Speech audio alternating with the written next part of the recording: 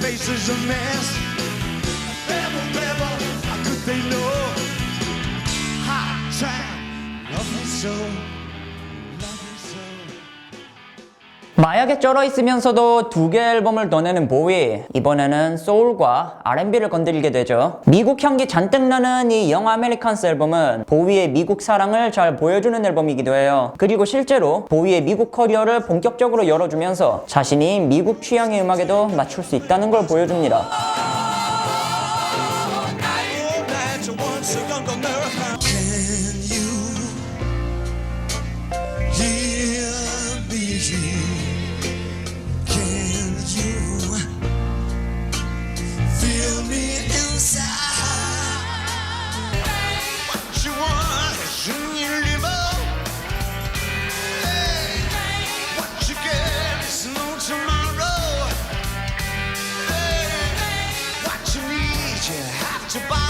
페임이 보위 커리어 첫 빌보드 1위 곡이 되는데 존 레논이 이 곡의 작곡과 녹음을 도와주기도 했죠. 이외에도 비틀즈의 리메이크인 Across the Universe의 녹음도 도와줬다고 하고, 보위는 이후로도 수많은 뮤지션과의 콜라보를 선보이는데 당장 떠오르는 것만 해도 퀸과 함께한 언더 프레셔, 롤링스톤즈의 믹 제거와 함께한 댄싱 인 더 스트리트 등 여러 가지가 있습니다. 그러니까 보위도 수많은 뮤지션들과 꾸준히 교류해온 인싸 뮤지션이었다. 이기팝과의 우정도 굉장히 유명하죠. 이분 같은 경우는 아예 보위가 직접 솔로 데뷔 앨범을 프로듀싱 해주기도 했어요. 이외에도 영화, 뮤지컬, 그림 등 여러분이 대중문화 애호가라면 어디서든 보위의 이름을 찾을 수 있을 거예요. 영 아메리칸스 앨범을 낸 이후에는 또 영화 주연으로 출연하게 되는데, 여기선 또 지구에 떨어진 사나이라고 해서 죽어가는 행성을 살리기 위해 지구로 내려오는 외계인 역할, 이 영화는 베를린 영화제에 출품되기도 했습니다. 그리고 이때 캐릭터는 그대로 다음 앨범에 영감을 주는데 그 페르소나 이름은 바로 The Thin White Duke. 이전과는 완전히 다른 어두움을 선보이면서 또 한 번 변신해요.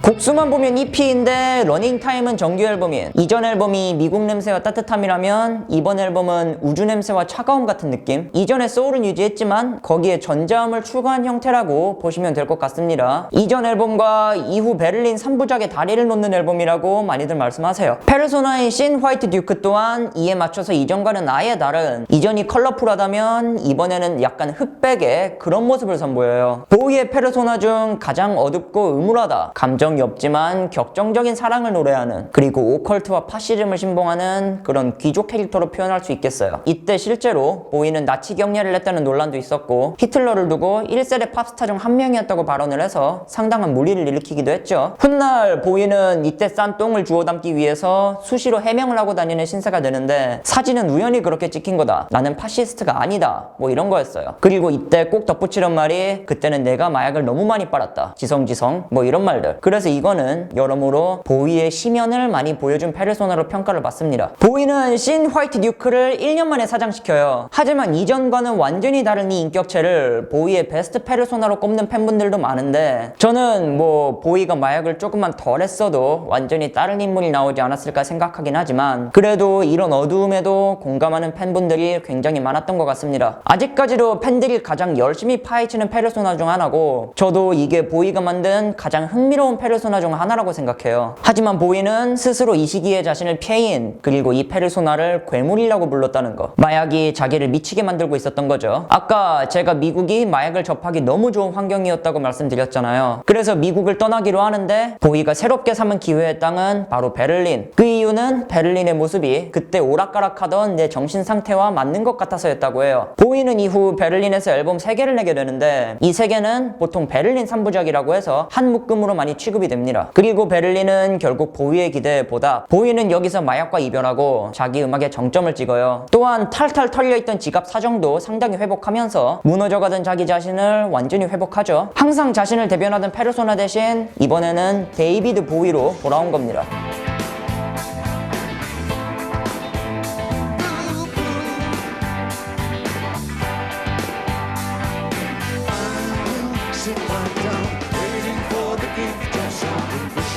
Share my life.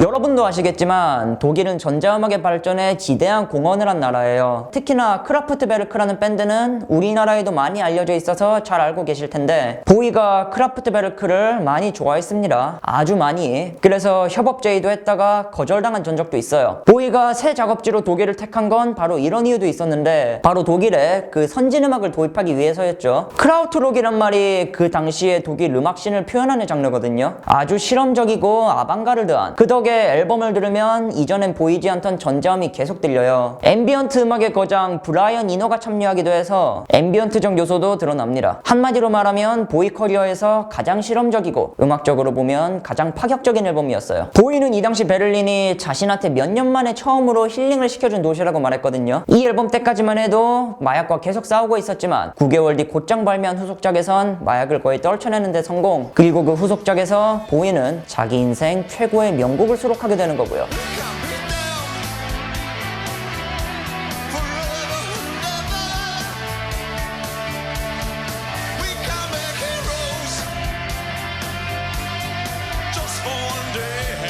보이는 베를린 장벽을 앞에 두고 사랑을 나누는 연인의 모습을 봐요. 그리고 그걸 보고 히어로스라는 곡을 만듭니다. 우리를 묶어놓는 건 아무것도 없지만 우린 극복할 수 있어. 우린 영웅이 될 수 있어. 단 하루만이라도. 보이 노래의 가사들은 하나같이 굉장히 중의적이고 다르게 말하면은 약간 애매모호한 감이 있거든요. 근데 히어로스의 가사는 상당히 명확한 편입니다. 벽이라는 존재가 나오는데 우리는 이걸 극복할 수 있다는 메시지도 확실하게 전달해요. 노래가 나오고 10년 뒤인 1987년 보이는 이걸 실제로 베를린 장벽 앞에서 라이브로 부릅니다. 벽 반대편에 있는 사람들에게 안부를 전한다면서 장벽 너머로 음악을 듣던 동독 사람들은 이거를 따라 부르는 거죠.